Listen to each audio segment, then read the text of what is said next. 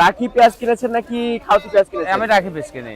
দর্শক বন্ধুরা আসসালামু আলাইকুম। দর্শক হাটে কিন্তু ভরপুর আমদানি রয়েছে রাখি পেঁয়াজ এবং খাওয়াতি পেঁয়াজের। আমরা রয়েছি পেঁয়াজের পাইকারি হাটে।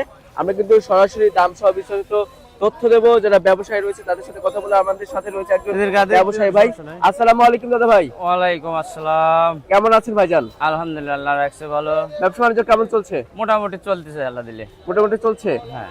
রাখি পেঁয়াজ কিনেছেন নাকি খাওয়াতি পেঁয়াজ কিনেছেন? আমি রাখি পেঁয়াজ কিনি। রাখি পেঁয়াজ কিনেছেন। আচ্ছা, কোথায় যাবে এটা? এটা নারায়ণগঞ্জ যাবে। নারায়ণগঞ্জ। হ্যাঁ। খাওয়াতি পেঁয়াজও কি কেনেন? হ্যাঁ, খাওয়াতে পেঁয়াজ কিনে। আচ্ছা, বর্তমানে রাখি পেঁয়াজের আমদানি কেমন রয়েছে হাটে? রাখি পেঁয়াজ আমদানি ভালো, মোটামুটি ভালো আছে। ভালো। খাওয়াতি পেঁয়াজের আমদানি কেমন? দুটাই ভালোই। দুইটাই ভালো। এখন তো হাটে ভরপুর আমদানি রয়েছে। ভরপুর আমদানি। আচ্ছা, বর্তমানে যারা কৃষক রয়েছে তারা কি ন্যায্য মূল্য পাচ্ছে ভাই? না, এটা ন্যায্য মূল্য হচ্ছে না। বর্তমান যে বাজার, ন্যায্য মূল্য হচ্ছে না। আজকে দাম কেমন আছে? আজকের বাজার হচ্ছে 800 থেকে 1100 চলতি বাজার। হাই কোয়ালিটির যেটা একটু বেশি আছে।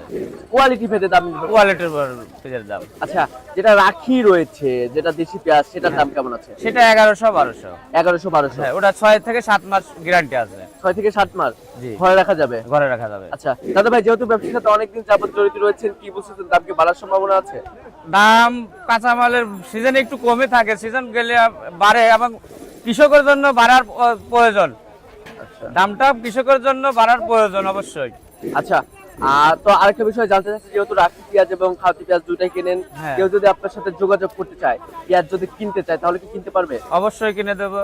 আচ্ছা, একদম ভালো মানের তো পেঁয়াজ কেনেন আপনি না? হ্যাঁ, একদম ভালো মানের পেঁয়াজ আচ্ছা, কিনে। তো আপনার ফোন নাম্বারটা একটু বলবেন দর্শক ভাই। আমার ফোন নাম্বার 01984837149। আচ্ছা, ভাইয়ের নাম কি?